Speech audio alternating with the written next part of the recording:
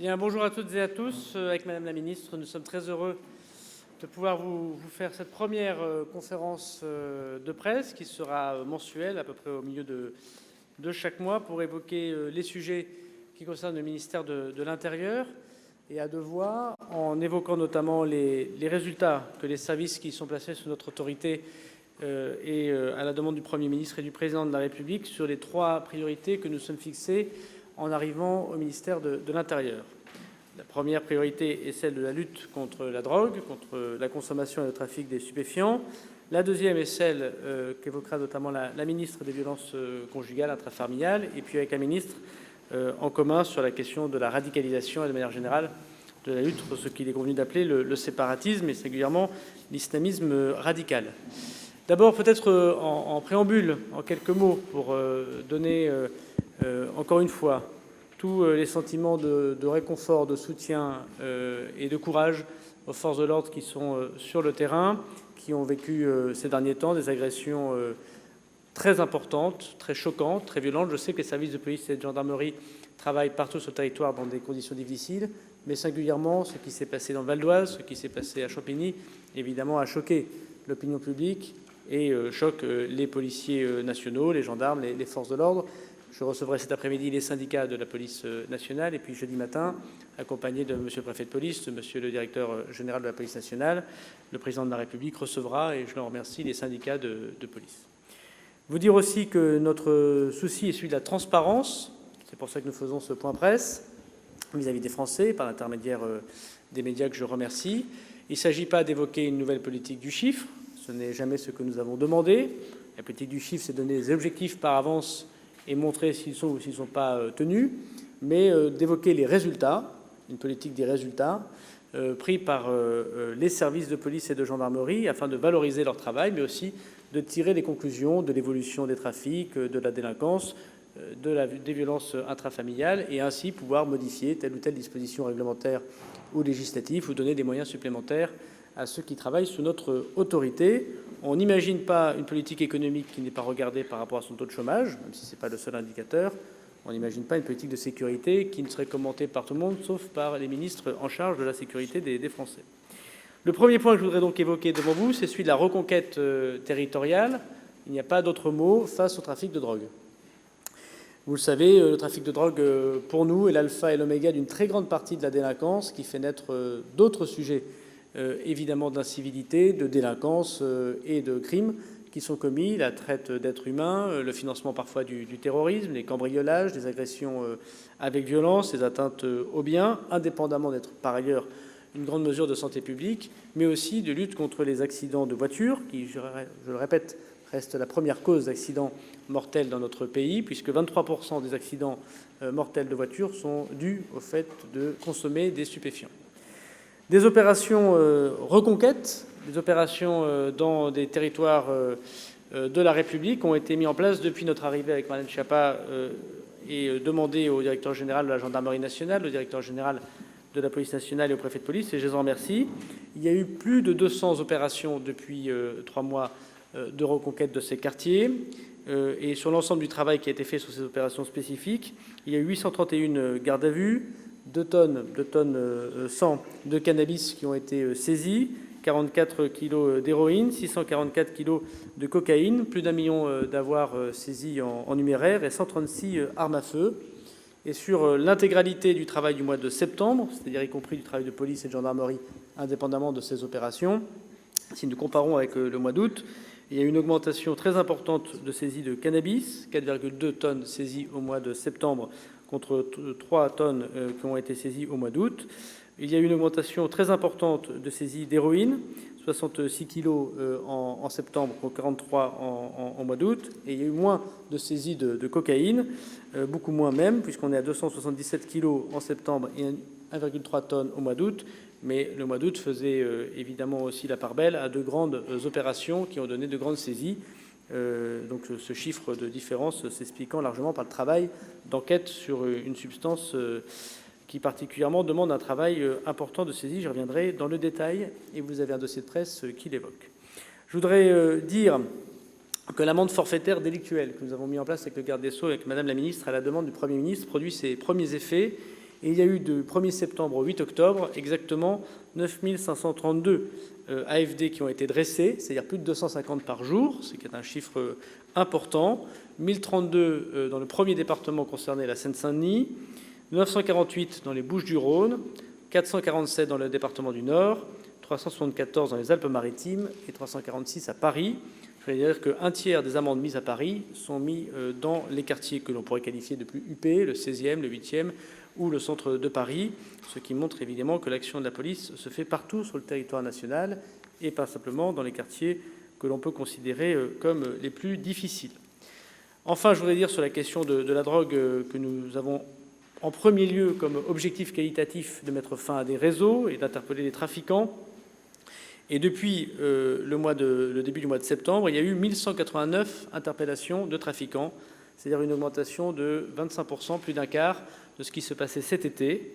Et il y a eu 1107 trafics démantelés. Vous avez un certain nombre d'opérations, les 20 affaires les plus marquantes du mois de juillet, août, septembre dans le dossier de presse. Je voudrais souligner particulièrement le travail de la gendarmerie nationale dans un trafic avec la mafia calabraise entre la France et l'Italie, le 15 septembre dernier, qui a conclu à 2,5 millions d'avoirs criminels saisis, des armes à feu et l'arrestation de plus de 47 personnes, mais aussi de la police nationale, notamment lors d'une très belle enquête dans les Hauts-de-Seine avec la préfecture de police de Paris et la police nationale, 22 kilos de cocaïne saisie, 457 kilos de résine et herbes de cannabis saisis également.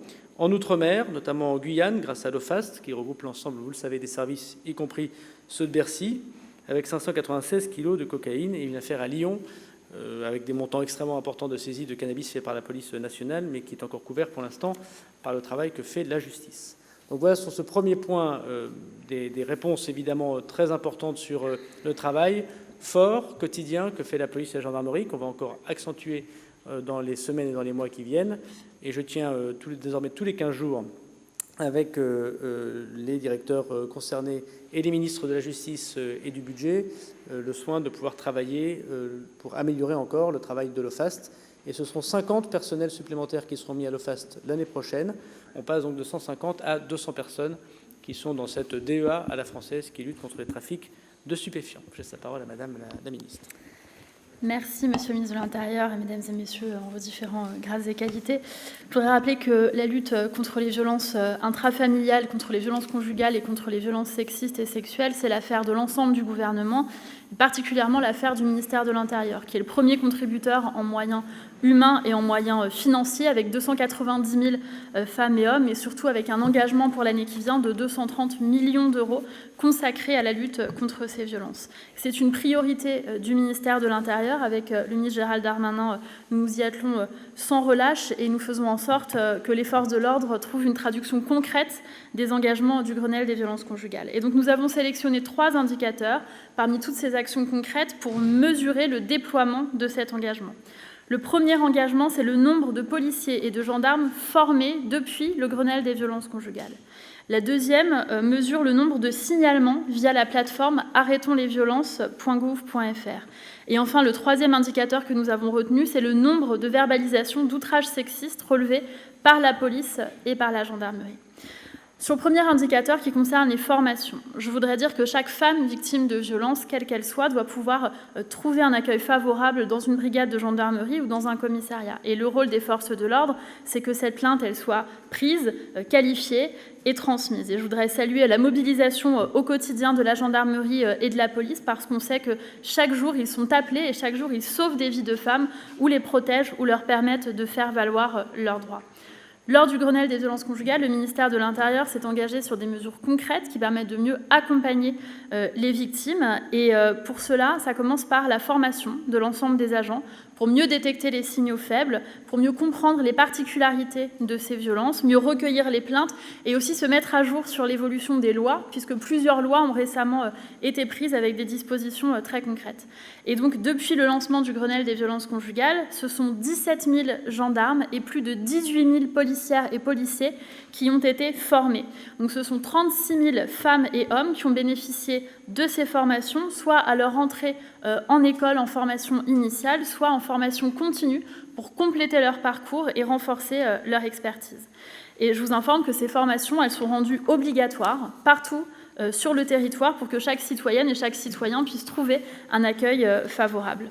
Sur le deuxième indicateur, je voudrais rappeler que lorsqu'on est victime d'une violence sexiste ou sexuelle, d'une violence conjugale, d'une violence intrafamiliale, le réflexe, c'est d'appeler à l'aide les forces de l'ordre. Le phénomène de honte et de culpabilité, il empêche parfois les victimes de faire la démarche et de se rendre immédiatement dans une gendarmerie ou de pousser la porte d'un commissariat, ce qui peut encore parfois être intimidant.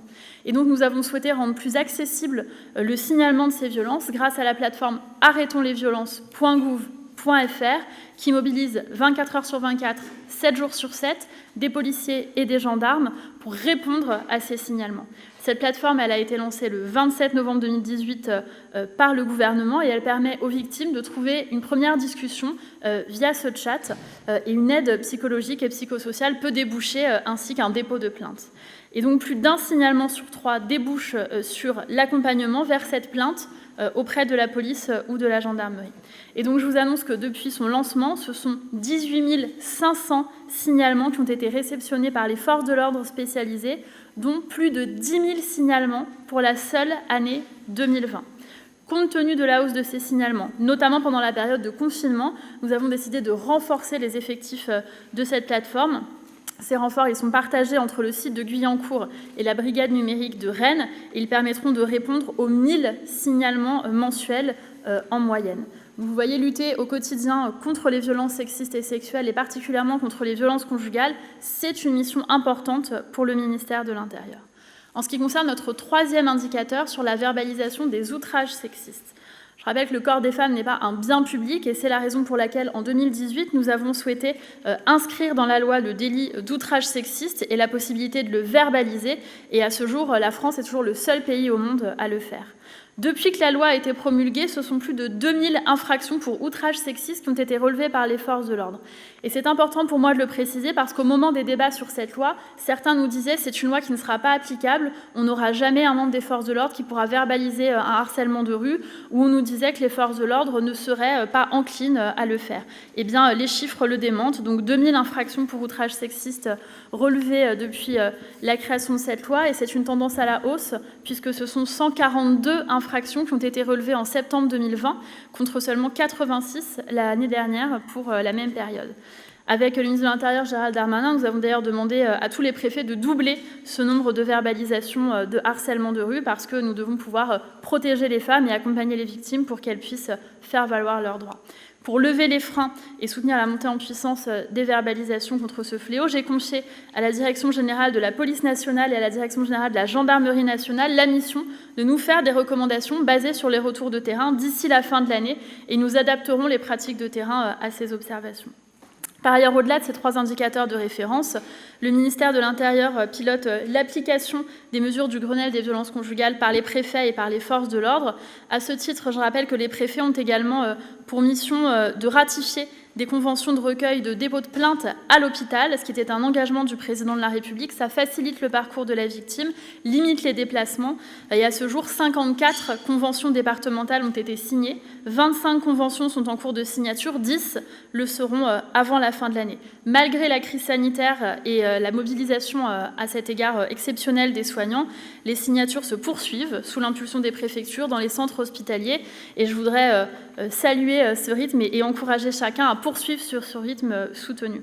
En ce qui concerne ces violences intrafamiliales, conjugales, sexistes et sexuelles, le ministère de l'Intérieur est pleinement mobilisé, mais ne peut pas tout seul. Et donc, de la même manière qu'on appelle les pompiers quand la maison d'en face brûle, j'encourage inlassablement chacune et chacun à alerter les forces de l'ordre lorsqu'on est témoin de violences conjugales, de violences sexistes ou sexuelles. Et je voudrais rappeler aux victimes que la police et la gendarmerie sont pleinement mobilisées à leur écoute par téléphone, en commissariat ou sur la plateforme arrêtonslesviolences.gouv.fr que j'évoquais précédemment. Au-delà de cette question fondamentale de la lutte contre les violences en direction des femmes, je voudrais partager avec vous un certain nombre d'indications et d'indicateurs sur les enjeux de lutte contre l'islamisme radical, de lutte contre le séparatisme.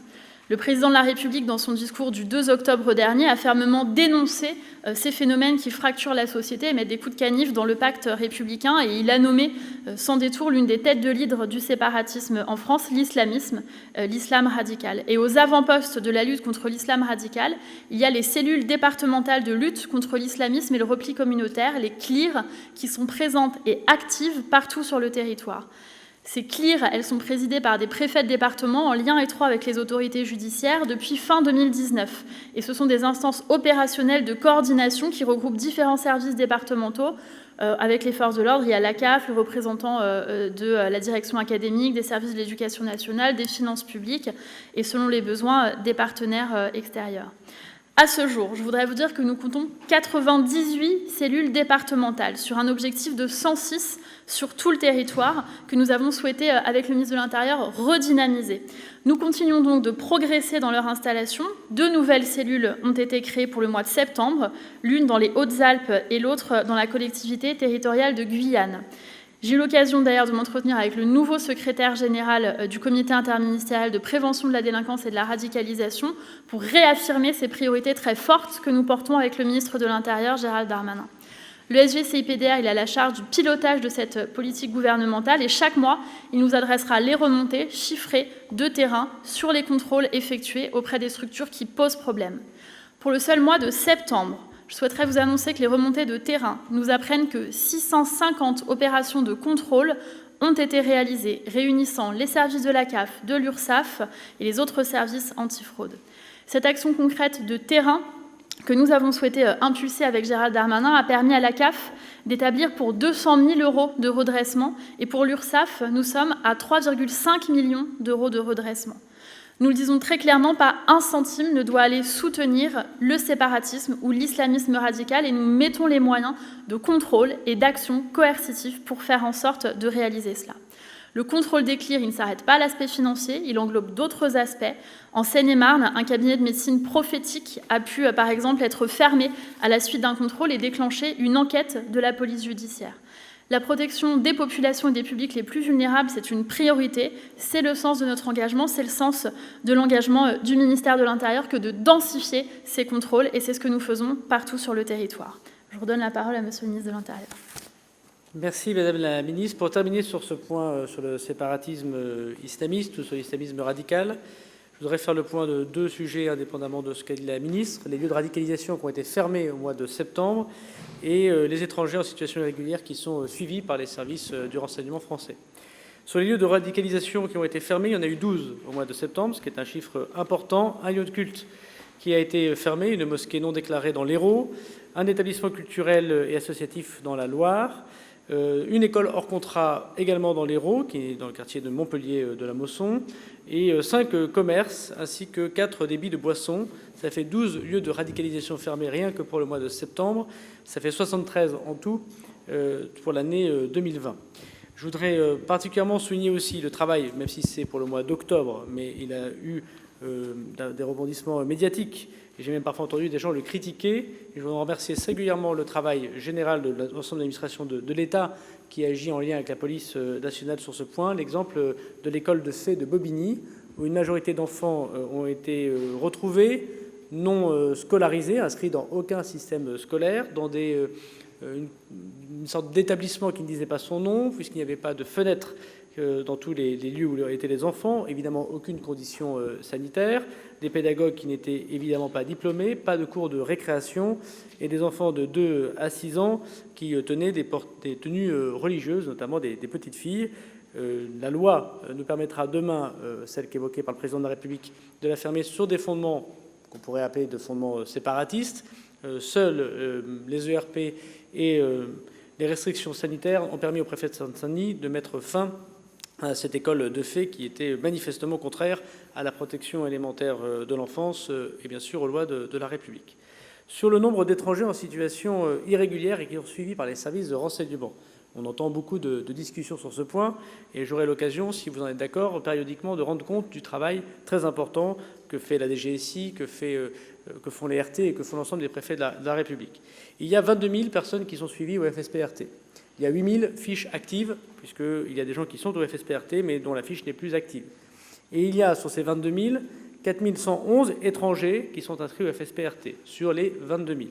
Il y en a 851 personnes qui sont en situation irrégulière.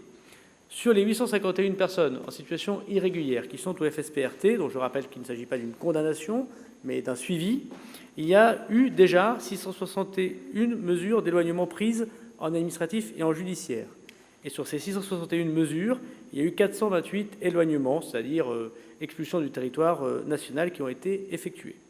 Sur le delta qui reste, et qui évidemment nous interroge, il y a 158 personnes qui, pour l'instant, présentent un motif légitime qui justifie une absence de mesures prises d'expulsion, notamment 50 personnes qui sont protégées ou des personnes qui ne peuvent pas être expulsées d'un territoire qui sont en guerre. Si je prends l'exemple de la Libye, chacun comprend qu'il est difficile d'expulser les gens en Libye. Il y a 180 personnes qui sont incarcérées, et dont je veux dire ici qu'à la fin de leur incarcération, consigne a été donnée de pouvoir expulser les personnes à la fin de leur peine en prison. Il reste donc 231 personnes aujourd'hui qu'il nous faut expulser, qui sont en situation donc irrégulière et qui sont par ailleurs suivies pour soupçon de radicalisation. J'ai procédé la semaine dernière à une première réunion. Je réunirai les préfets tous les mois, notamment les préfets particulièrement concernés, sur la dizaine de départements les plus concernés, pour suivre individuellement chacun des cas évoqués. Voilà ce qu'on voulait dire avec Madame la Ministre, et on répond éventuellement à vos questions si vous en avez.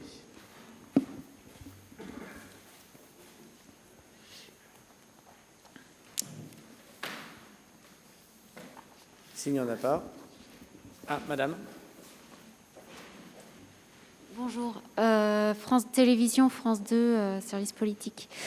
J'ai deux questions. D'abord, une pour vous, Monsieur Darmanin. Il y a eu une tribune au sujet d'un potentiel report des élections départementales. Qu'est-ce que vous répondez aux 7 signataires de cette tribune ? Et est-ce que le report des élections départementales est seulement envisageable ?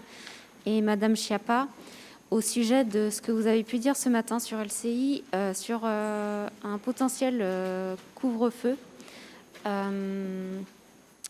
est-ce que si un couvre-feu est mis en place, les forces de l'ordre sont prêtes à le faire respecter ? Alors il me semble, si la ministre se permet, que nous sommes là pour parler des résultats de la délinquance que nous évoquons, la priorité. On ne souhaite pas forcément avec la ministre faire d'autres déclarations. Et en ce qui concerne le premier point, c'est la loi de la République. Donc en plus, le ministre de l'Intérieur n'a pas à donner son avis sur la loi de la République. Pas plus de commentaires, parce que sur ce que vous évoquez ce matin, je répondais très simplement à une question. Je n'ai fait aucune annonce d'aucune sorte, que ce soit très clair pour les gens qui nous regardent. Et pour le reste, le président de la République s'exprimera et les ministres concernés s'exprimeront en temps voulu pour faire les annonces qu'ils souhaiteront faire le moment venu. Oui, monsieur. Oui, bonjour, William Ligné, TF1 LCI. Vous avez parlé de politique du résultat du chiffre. Madame la ministre, vous avez indiqué que vous vouliez doubler, enfin vous demandez à ce que les préfets doublent les infractions liées au comportement sexiste. Est-ce qu'il n'y a pas là une contradiction ? Je ne le crois pas. Je pense qu'au contraire, c'est important de donner des objectifs et de donner des priorités. D'abord, le sens de la démarche du ministre de l'Intérieur et de moi-même de venir ici en toute transparence partager des chiffres. Il ne s'agit pas justement de politique du chiffre, il s'agit pour nous de partager des indicateurs qui démontrent quel est le travail mené par le ministère de l'Intérieur et par l'ensemble des 290 000 femmes et hommes qui sont sur le terrain à pied d'œuvre chaque jour, qu'il s'agisse de la lutte contre les stupéfiants, de la lutte contre les violences conjugales, de la mobilisation contre l'islamisme. Et donc ça nous semble important de partager ces indicateurs. Le nombre de verbalisations du harcèlement de rue est un indicateur, parmi d'autres. Je le rappelle, je le disais tout à l'heure, au moment des débats sur la loi, l'immense majorité des commentateurs disaient « cette loi n'est pas applicable, je suis bien curieux de voir la première verbalisation, etc. » Bon, on en est à plusieurs milliers. Donc c'est important pour nous de montrer cette trajectoire et de montrer aussi que ça ne s'essouffle pas et que année après année, si on prend la même période donnée, il y a une augmentation. Maintenant, oui, il est aussi important pour nous en tant que ministre, et il me semble que c'est de notre responsabilité de donner des objectifs. Donc il y a des sujets sur lesquels on donne des objectifs généraux et des sujets sur lesquels on souhaite donner des objectifs chiffrés En ce qui concerne la verbalisation des outrages sexistes, c'est un sujet sensible. Nous sommes dans un contexte particulier avec l'ensemble des mesures sanitaires qui sont prises, et donc il nous semble important de rappeler que c'est une priorité politique, mais aussi une priorité sur le terrain. Bonjour, Sandra Buisson pour CNews. Justement, sur les outrages sexistes, on sait que c'est quelque chose qui ne peut pas être recherché. En fait, on voit ou pas des outrages sexistes dans la rue. Donc, comment voulez-vous doubler? C'est sous-entendre qu'actuellement, les policiers et les gendarmes n'y font pas assez attention? Absolument pas. Au contraire, et tout le sens de mon propos et de notre propos avec Monsieur le ministre de l'Intérieur, c'était de saluer justement cette mobilisation des forces de l'ordre, parce qu'il y a beaucoup de préjugés dans les commentaires. Au moment de la loi, on nous disait aussi les forces de l'ordre, ça les intéressera pas, ils ne sauront pas repérer du harcèlement de rue. Bon, manifestement, les forces de l'ordre savent parfaitement repérer du harcèlement de rue, puisqu'ils ont pu verbaliser. Et je crois que pour verbaliser le harcèlement de rue, il y a effectivement une démarche proactive. C'est le sens de toute la politique qui est menée par Gérald Darmanin et par moi-même, de faire en sorte que les forces de l'ordre se déploient partout sur le territoire et puissent être particulièrement attentives à ces questions de harcèlement de rue. Et c'est pour ça qu'on augmente la formation, parce que parfois c'est aussi une question de sensibilisation, de formation, pour pouvoir bien identifier ces phénomènes de harcèlement de rue. Mais peut-être pour compléter votre propos, Madame la Ministre, si vous me le permettez, c'est le fait que notamment, c'est ce que proposait la Direction générale de la police nationale, qu'une partie des agents puissent faire, dans les transports en commun, on sait que c'est un lieu particulier pour les femmes, des rondes ou des surveillances en civil, ce qui permet évidemment peut-être d'améliorer l'efficacité du dispositif qui a été voté par le Parlement à la demande de la ministre à l'époque. Voilà. Donc il y a aussi des propositions, c'est ce qu'a proposé la ministre, faites par le PP, par le directeur général et par le directeur général de la gendarmerie nationale, d'évolution pour comment on peut encore mieux maîtriser ce texte de loi et nous permettre d'intervenir. Bonjour, Jun Nagata, journaliste de l'agence presse japonaise Kyodo News. Aujourd'hui, c'est la première conférence de presse et vous avez évoqué 3 sujets et leurs indicateurs. Est-ce que vous allez parler des mêmes indicateurs chaque mois ou bien vous avez évoqué d'autres sujets, d'autres indicateurs? Si oui, comment allez-vous choisir les sujets et des indicateurs? Merci. Alors, effectivement, nous allons présenter les mêmes indicateurs. On a choisi 3 priorités en arrivant au ministère de l'Intérieur: la lutte contre les stupéfiants, les violences conjugales, intrafamiliales et sexuelles, et la lutte contre l'islamisme radical, contre le séparatisme. Et on souhaite rendre compte de ces indicateurs au mois par mois, puisque c'est ceux que nous suivons particulièrement. Vous avez vu qu'ils sont d'ailleurs riches à l'intérieur d'eux-mêmes, et nous pensons d'ailleurs qu'ils commandent beaucoup d'autres actes de délinquance. Il n'est pas rare que, comme je l'ai dit, le trafic de stupéfiants fait naître beaucoup d'actes de délinquance qu'on pourrait qualifier de délinquance de droit commun. Par ailleurs, il y a un service statistique au ministère de l'Intérieur qui est indépendant, qui publie des chiffres qui sont commentés très largement. Et il ne s'agit pas de les oublier. Évidemment, ce service continuera à les publier. Et dans les questions-réponses que nous pourrons avoir, nous pourrons parler d'autres sujets en lien avec le ministère de l'Intérieur dans son action de délinquance. Mais on n'a justement pas voulu, c'est peut-être une frustration de ceux qui attendaient la politique du chiffre, qu'on mesure les 1% par-ci, les 3% par-là, les objectifs territoire par territoire, qui ne nous paraît pas, pour le coup, une bonne politique. Parce qu'effectivement, c'est ce que les policiers ou les gendarmes appellent le bâtonnage, et peut-être fait créer un certain nombre de pressions qui ne sont pas légitimes, puisque si tout est prioritaire, alors rien ne l'est. Tout le monde voit que le trafic de drogue est très présent sur le territoire national, européen, et qu'il gangrène non seulement nos quartiers, fait vivre beaucoup de gens indépendamment des lois de la République, mais aussi fait vivre par la consommation des quartiers plus huppés, comme je l'ai dit, et il n'y a pas une politique territoriale particulière. Peut-être que notre défaut collectif a été d'être très en réaction. Moi, je voudrais saluer la gendarmerie et la police qui est toujours en réaction extrêmement rapide, extrêmement positive, et qui arrive à interpeller très rapidement les tentatives d'homicide, des homicides, ou après de longs travaux d'enquête avec la justice, arrive à faire des magnifiques opérations. Mais il faut bien dire que notre volonté première aussi, c'est de l'anticipation et la reconquête républicaine. Moi, je crois que ce qui est très important, c'est que nous puissions de nouveau redire partout sur le territoire national qu'il n'y a pas de doute que dans la guerre de territoire qu'essaient de nous imposer les voyous, c'est bien la police, c'est bien la gendarmerie qui sera présente. Donc ça prend du temps, parce qu'il y a parfois évidemment des intérêts financiers extrêmement importants pour les voyous. Tout ça, c'est de l'argent qui n'est évidemment pas déclaré ni aux URSSAF ni au fisc. C'est évidemment d'autres réseaux que j'ai évoqués tout à l'heure, qui ne sont pas sans lien parfois avec les réseaux terroristes ou de radicalisation. Et nous pensons qu'il nous faut concentrer sur quelques objectifs que nous suivons personnellement. Et ensuite, il y a des directeurs généraux qui font le travail, si j'ose dire, de l'ensemble du travail de la police et de la gendarmerie. Donc oui, monsieur, ce seront ces trois mêmes indicateurs, enfin, ces trois types d'indicateurs que nous évoquerons chaque mois. S'il n'y a pas de... Pardon, monsieur. Oui, une question. Stéphane Père, France Info. Juste une question concernant les chiffres que vous allez communiquer tous les mois. Est-ce que vous allez inclure aussi les suites pénales? Parce que vous insistez beaucoup, par exemple, en matière de stupéfiants sur les interpellations, mais est-ce que le vrai chiffre, c'est pas plutôt les suites qui sont apportées à ces interpellations? Alors, il ne vous aura pas échappé que, d'ailleurs, je n'ai pas parlé d'interpellation en tant que telle, j'ai parlé de mise en garde à vue. Il ne vous aura pas échappé que c'est les procureurs de la République qui, d'après le code pénal, communiquent, et donc le garde des Sceaux, s'il le souhaite, de manière générale, sur les réponses pénales. J'ai eu l'occasion pour 3 fois de voir monsieur le garde des Sceaux pendant ce mois de septembre. On a travaillé justement à notre communication coordonnée, collective, et il aura l'occasion sans doute de revenir vers vous. Mais je voudrais souligner que c'est bien les procureurs de la République, avant les commissaires, avant les gendarmes, qui communiquent, et c'est le code pénal aujourd'hui. Donc c'est pour ça que notre indication est une indication du travail de la police et de la gendarmerie avant les enquêtes. Une fois que les enquêtes ont commencé, puis les condamnations arrivent, il appartient au ministère de la Justice et singulièrement au parquet de communiquer. C'est la loi aujourd'hui. Eh bien écoutez, je vous remercie. Je vous souhaite une bonne après-midi.